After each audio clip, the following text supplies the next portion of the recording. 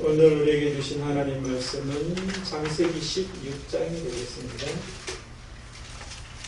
창세기 16장 1절에서 6절, 1절에서 6절, 구약성경 18페이지, 19페이지 도간에 있겠습니다. 우리 같이 봉독하심으로 하나님의 말씀으로 받으실 수 있기를 바랍니다. 같이 봉독하십시다. 아브라함의 아내가 사실을 사하지 못하였고 그에게 한 여종이 있으니 애굽 사람이요 이름은 하갈이라. 사라가 아브라함에게 이르되 여호와께서 내 출산을 하지 않으시니 원하건대 내 여종에게 하라. 내가 호흡으로 말미암아 자기를 하노니 아브라함이 사라의 말을 들으리라. 아브라함이 아내 사라가 여종 애굽 사람을 하갈을 데려다가 그 남편 아브라함에게 처음으로 줄 때는 아브라함이 만나는 여종인지 10년 되었더라. 아브라함이 하갈과 동침하였더니 하갈이 임신하매 그가 자기 임신을 알고 그의 여종을 열시하시니라. 사라가 아브라함에게 이르되 내가 받는 모욕은 당신이 받아야 옳도다. 내가 나의 여종을 당신의 품에 두었거늘 그가 자기의 임신을 알고 나를 열시하니 당신과 나 사이에 여호와께서 판단하시기를 원하노라. 아브라함이 사라에게 이르되 당신의 여종은 당신의 수에 있으니 당신을 내 좋을 대로 그에게 하라매 사라가 하갈을 학대하였더니 하갈이 사라 앞에서 도망하였더라. 아멘. 한 주간 잘 지내셨어요? 오늘 이 말씀 속에서 우리가 또 하나님의 말씀을 듣기를 원합니다. 우리 지난주에 믿음이라고 하는 시리즈 가운데서 지난주에 어떤 내용을 했죠? 그리고 앞부분에 했었죠. 그렇죠? 거기 믿음의 한 단계, 징검다리에서 뭘 이야기했습니까? 네? 예, 계속 매주마다 반복을 해야겠어요. 그냥 잊어버려가지고 지난번에는 뭘 이야기했냐면은 신앙의 어떤 그런 세워가는 데 있어서 굉장히 중요한 징검다리 하나가 신앙 고백이라고 했잖아요.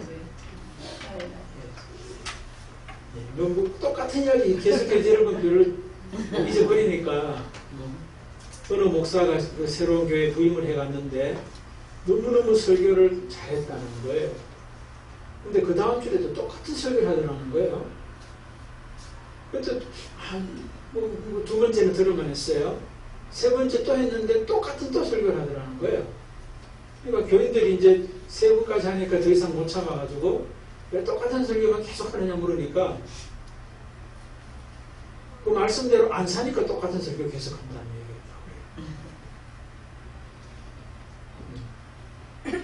우리 교회도 뭐 별 차이가 없는 것처럼 그런 생각이 딱 들었어요. 자, 어쨌든 지난주에 포인트는 신앙의 어떤 그런 성장의 과정 속에서 꼭 밟아야 될, 지나가야 될 징검다리 중에 하나가 바른 신앙 고백이라고 했어요. 그 신앙 고백에서 아브라함은 어떤 신앙 고백합니까? 천지의 주제이신 하나님, 지극히 높으신 여호와, 하나님 여호와, 이렇게 신앙 고백을 했습니다. 근데 그 다음 단계에 또 징검다리가 굉장히 중요한 게 있는데 그게 오늘 본문 속에서 나타나고 있어요. 무엇일까요, 여러분?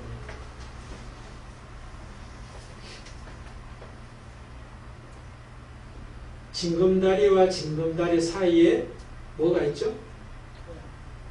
도랑물. 그렇죠. 도랑물이 있죠. 그렇죠? 오늘 도랑물에 빠지는 단계예요. 신앙생활을 해나갈 때 징검다리와 징검다리만 계속 밟고 가는 게 아니에요. 징검다리와 징검다리 사이에 빠지는 단계도 또 하나의 징검다리라는 거예요. 오늘 바로 그게 아브라함의 모습 속에서는 뭐예요? 아들을 낳아야 되겠다라고 하는 그런 생각 때문에 물론 이제 하나님께서 아들을 주겠다고 약속을 하셨죠. 그런데 오늘 본문에 보면 그 세월이 10년이 지났다. 그럼 10년 지날 때까지 기다린 것만 해도 대단한 거예요. 천지의 주제이신 하나님, 지극히 높으신 하나님 여호와라고 하는 신앙 고백을 가지고 있었기 때문에 10년 기다릴 수 있었던 거예요. 근데 이제 다음 주일에 또 우리가 들어야 될 말씀이지만, 다음 주일에는 하나님이 어떤 하나님인가가 나와요. 17장이 이제 다음 주일에 우리가 또 들어보는데, 그건 그때 가서 하고, 오늘은 이제 징검다리와 징검다리 그 사이에 빠지는 어떤 그런 모습의 단계도 있더라. 한마디로 말해서 뭐요? 믿음의 자리에서 실패하는 듯한 어떤 그런 모습이에요. 그것은 사실은 실패가 아니에요. 결과적으로.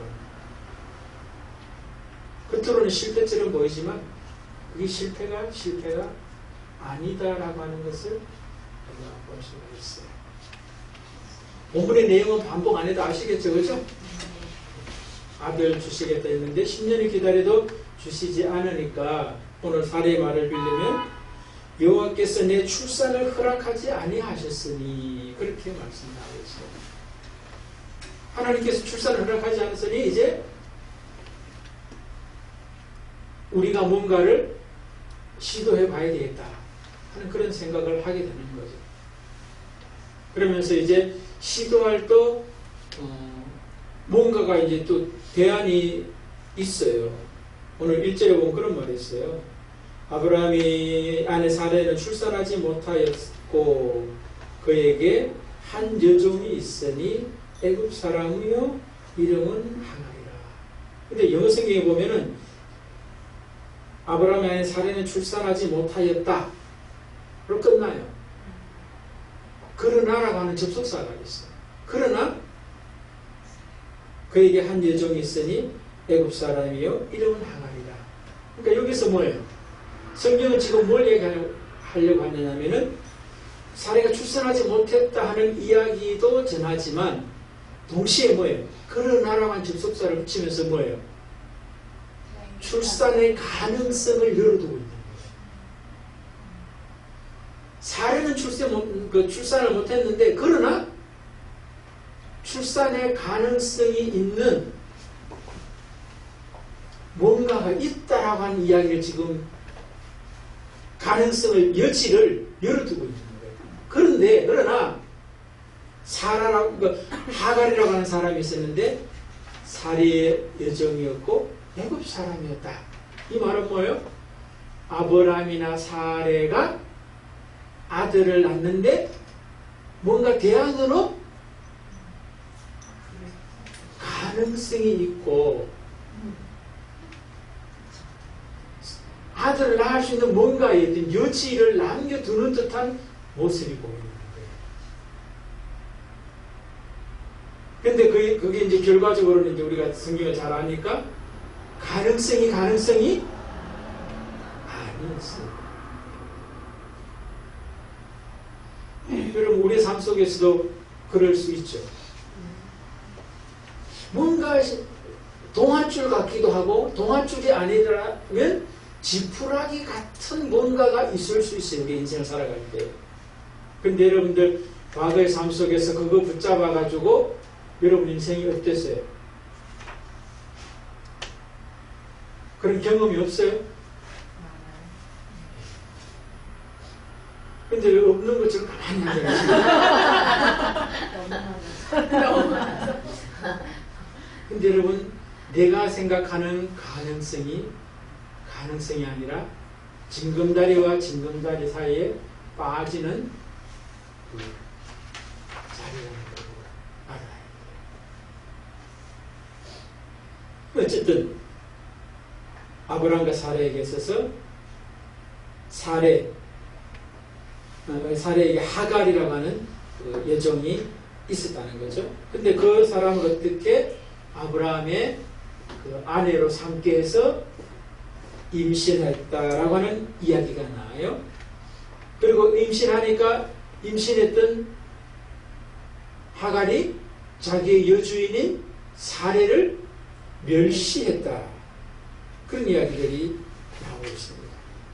그러니까 이제 사레가 아브라함에게 아들 낳는 어떤 그런 대안으로 제시했고, 아브라함도 그 대안을 옳게 여겼고 최소한 뭐 괜찮다라고 여겨서 임신을 하게 됐는데, 그것이 어떻게 됩니까? 개인적으로도 염려거리가 되어버렸고, 가족 안에서도 갈등거리가 되어버렸고, 더 나아가서 오늘 본문에 보면은 아브라함이 사레에게 하갈을 당신의 눈에 좋을 대로 행하라 해가지고 사레도 하갈을 학대해서 이제 그 학대에 못 견뎌서 그 사레 앞에서 이제 하갈은 도망쳐 나가는 장면이 오늘 본문 안에 있는데요.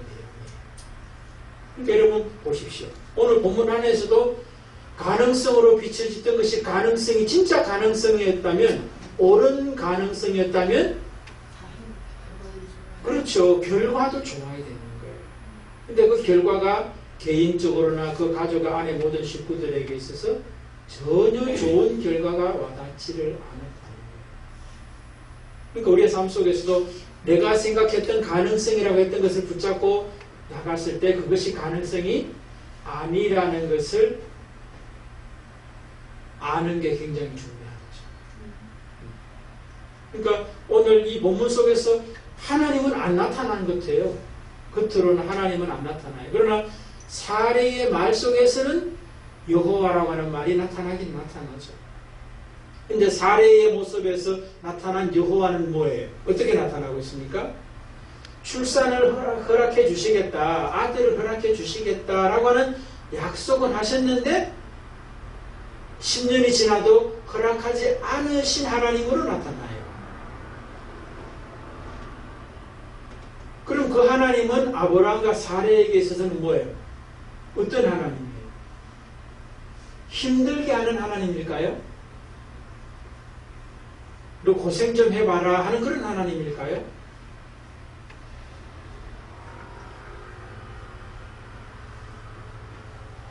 오늘 본문 속에도 분명히 하나님의 은혜와 사랑이 있어요.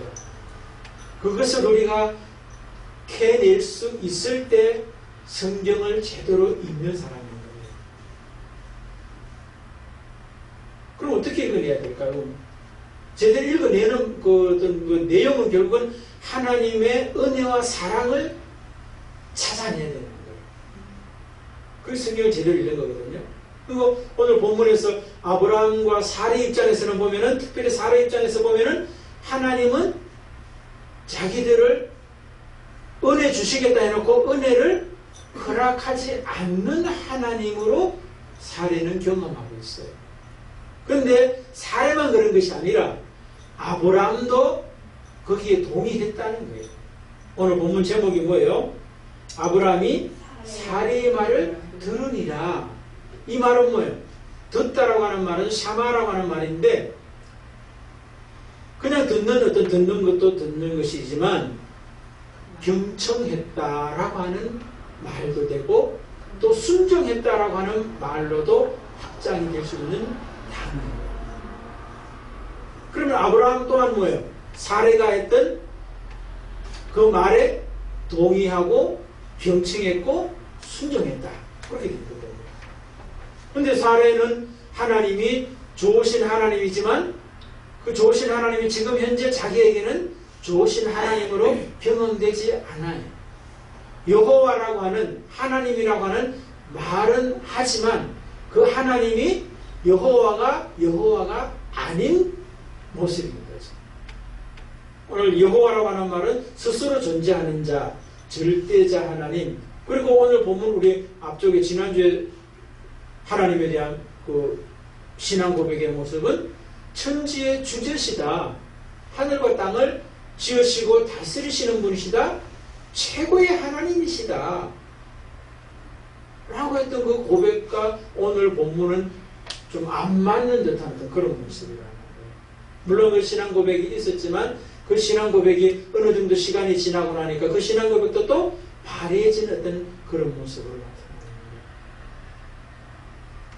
그런데 하나님은 이제 오늘 본문 통해서 아브라함과 사레에 어떤 은혜를 주시느냐면은 아들을 허락하지 않았다라고 아브라함과 사례가 말하고 있지만 아들을 안 주는 것이 은혜라고 하는 것을 우리가 알 수가 있어요.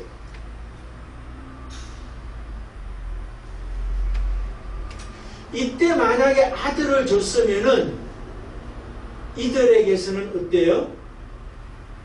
하나님의 하나님 되심을 온전히 알지 못하는 가운데 내가 알고 있는 하나님과 하나님 되심의 하나님과 플러스된 모습이 나타난다는 거예요. 다른 말로 하면은 뭐 이런 비유가 가능할지 모르겠습니다만은 막걸리에다가 물 탄 거하고 같은 그런 모습이 돼요. 여러분 막걸리에 물 타면 어때야 돼요? 그렇지, 싱거워지는 그런 모습이죠. 믿음이 싱거워지는 믿음이 될 수 있는 것과 같은 것 같아요. 하나님의 하나님 되심이 내 속에 온전히 하나님 되심으로 작용이 돼야지 그게 바른 신앙이지, 믿음이지. 그 믿음에 내가 알고 있는 하나님에 대한 믿음과 섞여버리면 희석된 믿음이 된다는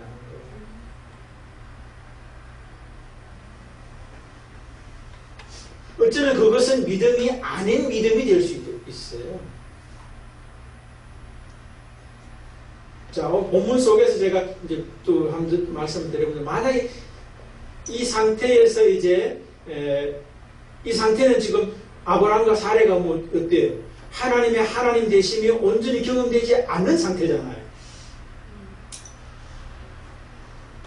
하나님은 아들을 주겠다 했는데 안 주신다, 허락하지 않으시는 하나님으로 지금 이 사람들은 알고 있으니까, 허락하신 것도 안 주시는 하나님을 하나님으로 알고 있다는 거예요. 그 하나님과 허락하신 것은 반드시 주시는 하나님이라는 것이 섞여버리면 어떻게 되는 거예요? 허락하신 것은 반드시 주신다는 하나님이 나에게는 허락하신 것을 안 주실 수도 있는 하나님과 섞인 하나님이 되어버리잖아요. 그 하나님은 희석이 아니라 하나님 아닌 거예요, 사실은. 하나님 아닌 하나님을 하나님으로 믿고 있을 수 있다는 거예요. 또 다른 말로 하면은 하나님에 대한 나의 믿음을 믿음으로 착각하면서 믿음으로 살 수 있다는 거예요.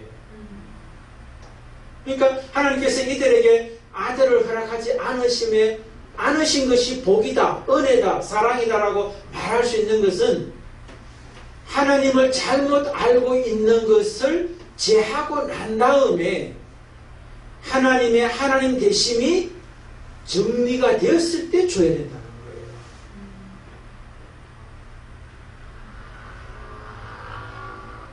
그러니까 하나님의 하나님 되심을 모르고 있는 그 상태의 아브라함과 사레에게 그것을 제하시는 은혜가 지금 오늘 본문에 나타나 있다는 거예요. 설명이 되고 있나요? 네. 예. 그러니까 한마디로 말해서 하갈의 어떤 그런 통하여 자녀를 낳을 수 있는 가능성이 아니라는 것을 아브라함과 사레는 모르고 있는 거예요. 그것이 가능성이라고 알고 실행하고 있는 아브라함과 사레는 그들에게 하나님의 하나님 되심을 줘도 그들은 하나님의 하나님 되심을 제대로 받지 못하고 인생을 살 수 있다는 겁니다. 그러면 그들의 인생은 뭐예요? 제대로 된 다음 주에 나오는데 아브라함이 아브라함을 살 수 없는, 아브라함으로 세워줘도 아브라함으로 살 수밖에 없는 인생을 살다가 죽게 된다는 거예요. 그래서 하나님께서는 10년을 기다려도 안 되고, 또 오늘 본문에서 다음 주까지 가보면 몇 세에 나와요? 86, 지금 이때가 지금 10년이 지났으니까 75세에 부름받았으니 85세예요. 몇 년에 하나님이 주신 아들 낳죠? 100살이 낳잖아요. 그럼 이때 지나고 나서 또 다시 뭐예요? 15년을 또 더 기다려야 되는 듯한 그런 모습인 거예요. 15년 맞나요? 85세에서 15년을 또 기다리는 그런 모습이 돼요. 종합 25년을 기다려야 되는 그런 상황에 처한 거예요. 어쩌면 이 아브라함과 사레가 자기에게서 뭔가 가능성을 붙잡고 있기 때문에 하나님이 주시고 싶어도 주실 수가 없는 모습이라고. 그러니까 나에게는 가능성이 하나도 없다라고 하는 것을 알 때까지 안 주시는 거예요. 근데 그게 은혜라는 거예요. 좀 전에 말씀드렸듯이 이때 주면 안 되는 거예요. 그러니까 저는 이런 생각을 해봤어요. 근데 우리 인생 가운데에서 실패가 아닐 수 있겠다 생각을 해봤어요. 더 나아가서는 실패가 은혜일 수 있겠다는 생각도 해봤어요. 여러분들은 어때요? 아브라함의 모습을 보면은 실패가 아니었고 실패가 성공으로 나가는데 아주 중요한 역할을 했다는 거죠. 우리 아까 찬송에서도 모든 것이 은혜 아닌 것이 없다라고 고백했잖아요. 맞아요. 은혜 아닌 게 아무것도 없어요. 은혜가 아닌 것이 아무것도 없다는 말을 또 뒤집어 놓으면은 내가 은혜로 알지 못하고 있기 때문에 은혜가 아닌 거예요. 내가 은혜로 아는 만큼 은혜가 되는 거예요. 내 속에 하나님이 계신 만큼 은혜가 되는 거예요. 내 속에 하나님이 계신 만큼 실패도 은혜가 되는 거예요. 오히려 하나님이 계시면 내가 성공했다라고 하는 것에서 위험과 위기를 깨달을 수 있어야 돼요.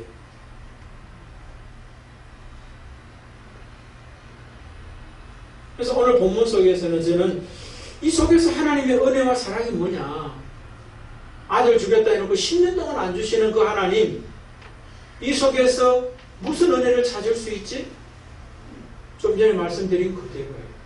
아직까지 이들에게 하나님은 은혜 주시고 계시고 있다는 거. 지금도 아브라함과 사레는 은혜로 와닿지 않을지라도 그것이 은혜라는 거예요. 아브라함과 사레가 원하는 것을 이때 주면 안 되기 때문에 주실 수 없어서 안 주시는 것이지, 그렇기 때문에 은혜라는 거예요. 여러분, 우리 인생을 살아가면서 우리 삶 속에서도 왜 하나님의 은혜가 내 속에 은혜로 받아지지 않느냐 하는 것은 하나님이 은혜 안 주셔서가 아니다. 내가 은혜를 은혜로 모르는 그런 나의 모습 속에서 은혜가 은혜되지 않는다는 거예요. 아까 전에 모든 것이 하나님의 은혜라고 하는 그 찬송 지었던 사람이 목사죠, 그죠? 손경민이라고 하는 그 목사죠, 그죠? 좀 전에 저도 이렇게 부르면서 자주 불렀고 알고 있는 그런 복음성인데 또 은혜가 되네, 저도요. 은혜가 돼요. 전 여러분들에게도 지금 현재 여러분 자리에서 어떤 자리에 있는지 모르지만 은혜 아닌 것이 없다라고 하는 것이 깨달아지셨으면 좋겠어요. 아멘. 은혜 아닌 게 정말 아무도 없어요.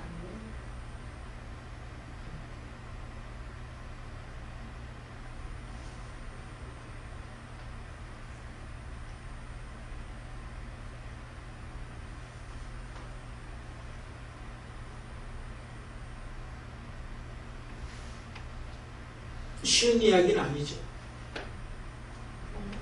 쉬운 이야기는 아니에요. 그런데 그 과정 속에 하나님께서는 뭐예요? 우리의 믿음을 세워주시는 은혜를 베풀고 계십니다. 그러니까 여러분, 이 세상에 아들 주는 것보다 더 큰 게 하나님은 뭐예요? 믿음을 주시는 거라는 거예요. 우리는 아들 받기를 되게 원해요. 어떤 문제가 해결되기를 되게 원해요. 그런데 아들 받기를 원하고 문제 해결되기를 원하는 그 중심에 뭐가 있어요? 하나님이 없다는 거예요. 중요한 거는. 하나님에게 기도도 하고 하나님 앞에 울기도 하고 막 간구도 하니까 하나님이 내 중심에 계신 것 같은데 진짜 그 중심에 가보면은 하나님은 껍데기에 있고 알맹이 속에는 내가 있다는 거예요. 그렇기 때문에 그 알맹이 속에 내 소원을 들어주심으로 내 알맹이를 강화하는 그 일에 하나님이 협력하실 수가 없는 거예요. 근데 이 단계는 사실은 믿음의 초보 단계에서는 그렇지 않고요. 어느 정도 자랐을 때 그러시는 거예요. 그러니까 여러분들의 삶의 자리에서 은혜가 은혜로 잘 다가와 있지 않는 어떤 그런 모습 속에서는 기도했는데도 기도가 잘 안 들어지는 어떤 그런 모습이 될 때는 여러분들의 믿음의 자리가 어느 정도 자라고 있다라고 하는 것을 볼 수가 있는 거예요. 여러분 우리가 자녀를 양육할 때도 어릴 때부터 뭐 그런 건 아니잖아요. 어릴 때는 무조건적으로 다 주잖아요. 그러나 조금씩 살아가면 어떻게 돼요?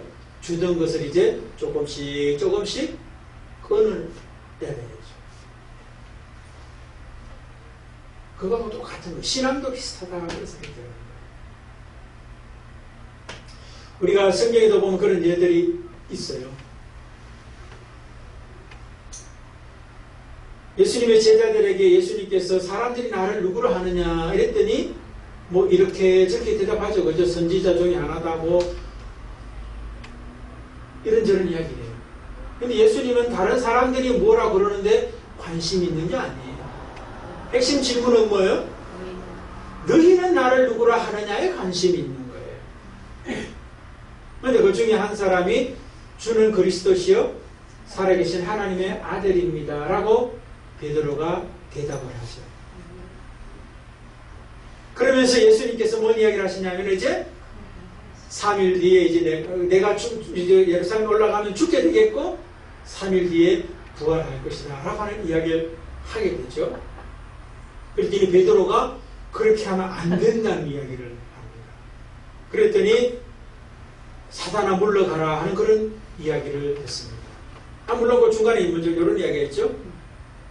주는 그리스도시여 살아계신 하나님의 아들입니다라고 했을 때 예수님께서 바로 받아서 뭐라고 그러냐면은 그 믿음, 그 신앙 고백이 너에게서 나온 것이 아니라 하나님께서 주신 것이다 라고 하는 이야기를 하는 거예요. 그러니까 지난주하고 연결이 되는 거죠. 신앙 고백은 사실은 내가 하는 것 같지만 내가 하는 것이 아니라 하나님께서 하게 하실 때 신앙 고백이 된다라고 하는 거예요. 그러니까 베드로의 입을 통해서 나왔지만 베드로가 한 것이 아니라 하나님께서 베드로의 입에 넣어주신 신앙 고백이다. 그게 됩니다. 그러니까 베드로가 실패를 경험한 거죠. 그죠? 내가 했다라고 생각했는데 내가 한 것이 아니고 또 내가 또 주님을 사랑한다고 했는데 주님을 사랑한다고 한 사랑이 아니었다라고 하는 것을 예수께서 말씀하십니다. 그러면서 또 이제 떠올랐던 사람들이 성경 속에 누가복음 15장에 보면 두 아들을 둔 아버지 이야기도 또 떠오르더라고요. 먼저 형님 그 첫째 아들이 아버지를 이제 아버지 집에서 이제 잘 섬기고 있죠. 근데 둘째 동생이 집 나갔다 들어왔을 때 잔치 벌리고 하는 그런 장면들 나오잖아요. 근데 그 잔치집에 종들이 와서 이제 둘째 아들 당신 동생을 위해서 잔치하고 있다라고 하는데 막 화를 내죠. 그죠? 근데 나중에 이제 아버지가 와서 데리고 이제 들어가는 어떤 그런 모습을 보게 됩니다. 근데 아버지에게 하는 말이 뭐예요? 집 나가서 허랑방탕하게 살았던 동생에게는 당신의 아들을 위해서는 살찐 송아지를 잡아서 잔치까지 해주는데 나를 위해서는 나는 그간에 아버지 집에서 충성하고 헌신하고 봉사했는데 염소 새끼 한 마리 잡아서 나에게 잔치를 해준 적이 없다라고 이야기를 한다는 거예요. 그럼 그간에 이 둘 큰아들은 아버지 집에서 일하고 수고했던 그것은 누구를 위해서 한 거예요?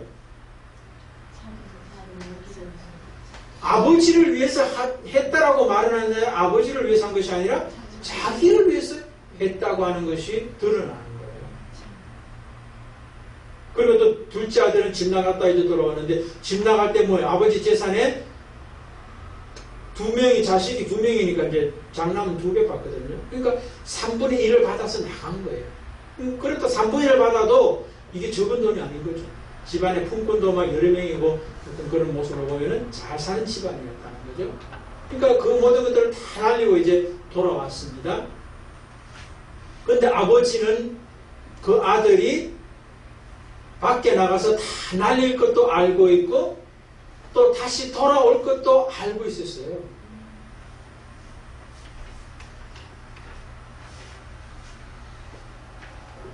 그럼에도 불구하고 이 둘째 아들이 아버지에게서는 어때요? 어떤 아들이에요? 진짜 아버지를 사랑하는 아들이 되어서 이제 돌아오는 거죠.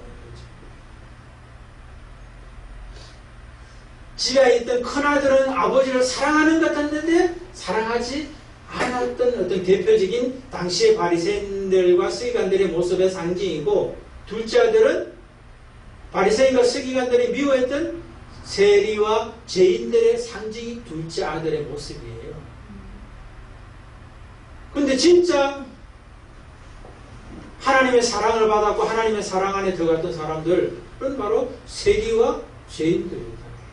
예수께서 그들과 잔치하면서 밥도 같이 먹고 함께 거했던 모습이 나타나는 거거든요. 그러니까 그들이 정말로 하나님을 제대로 알았다.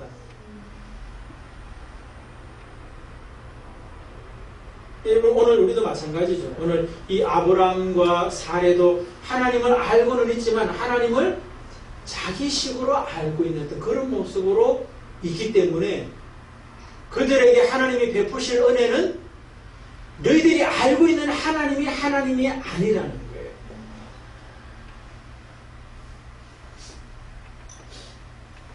진짜 하나님이 누구인지를 바르게 알게 하시는 그것이 진짜 은혜이기 때문에 이들에게 아들을 안 주시기까지 하면서 하나님을 알게 하시는 은혜가 있다. 인생에 있어서 실패처럼 보이는 그런 모습들이죠. 염려와 걱정거리처럼 보이는 거 있죠. 갈등의 모습으로 나타나는 현상들이 있지 않습니까? 우리의 생에서도 똑같아요. 여러분들 염려 걱정거리가 아니고 갈등거리가 아닐 수 있는 거예요. 그것을 통해서 내 속에 내가 있지 하나님이 있지 않다는 것을 드러내는 모습이라는 거예요. 그러니까 여러분들 염려거리, 걱정거리가 있으면 내 속에 하나님이 아니라 내가 깊숙한 곳에 들어와 있다는 것을 드러내 주시는, 보게 하시는 하나님의 은혜가. 그럼 여러분 은혜 아닌 게 없죠, 그죠? 은혜 아닌 게 없어요, 사실은. 그래서 만약에 이 아브라함과 사례가 하가를 사례를 통하여 아들을 낳는 대신의 대상으로, 가능성의 대상으로 생각하지 않았다면 15년, 오늘 본문 이후에 15년은 앞당겨질 수도 있었어요. 그러니까 이런 사건을 경험하고 난 다음에도 15년 동안 더 하나님은 기다릴 수밖에 없었다라고 하는 것은 뒤집어 놓으면 아브라함과 사례는 그 속에서 그들이 알고 있는, 자기 속에 자기가 들어앉아 있는 이 뿌리가 얼마나 깊이 박혀 있는지를 알 수가 있는 거예요. 오늘 여러분 이 말씀 듣고 우리가 집에 돌아가면은 뭐가 될 것 같죠? 안 돼요. 그게 우리의 실전이에요. 우리의 실전. 우리의 실상이에요. 그런데도 불구하고 여러분 어때요?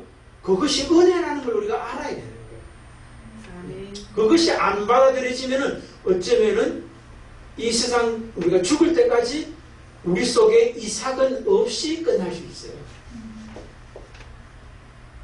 근데 그 사람이 사실은 많지 않다는 거지. 쉬운 게 아니에요. 신앙생활이에요, 여러분요.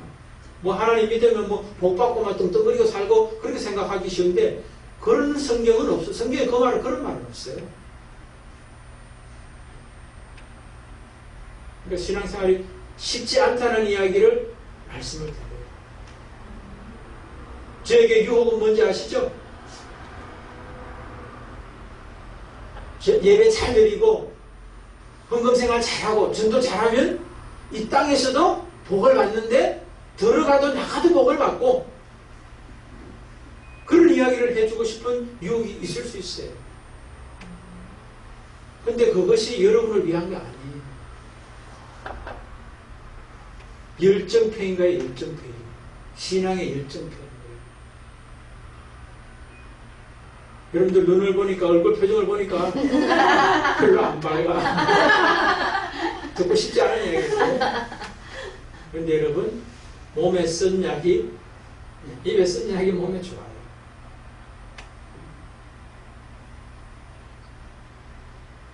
오늘 본문에도 아브라함과 사라에게 10년 동안 안 주신 아들 안 주신 이유가 있었고 그 복이라는 거예요. 복이라는 거예요. 한 주간 여러분 삶 속에서 생각해 보세요. 내가 지금 염려하고 있는 것, 걱정하고 있는 것, 갈등하고 있는 이것에서 하나님의 은혜가 있구나. 오늘 말씀에 비추어서 잘 생각해 보시고 하나님의 은혜 받는, 은혜를 누릴 수 있는 그런 여러분과 제가 되시기를 주 이름으로 축복을 드립니다. 아멘.